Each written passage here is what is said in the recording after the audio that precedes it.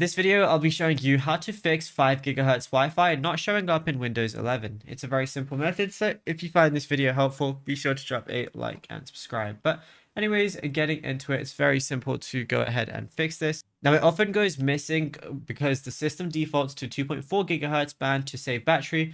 So right-click the start button on the bottom and then go ahead into Device Manager. Then what you're going to do is expand network adapters like so. And then select your network adapter. So just select your Wi-Fi card.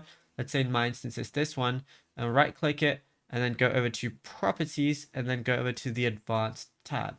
In the list, go over to preferred band like so, and if it's on no preference, all you want to do is prefer 5 GHz band right here, and your Wi-Fi will briefly disconnect and then reconnect as well.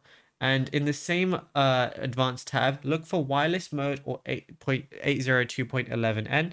So once you go ahead and do that, we're just going to go back, go to properties, go to advanced, and then just look for wireless mode.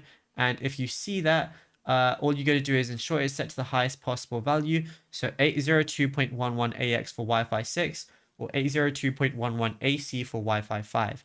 And yeah, it's as simple as that. Now, if you found this video helpful, be sure to drop a like and subscribe. And also be sure to check out all our other tutorials that we've been posting on the channel as well, because there is a lot to go through and you might find something you didn't know about yet.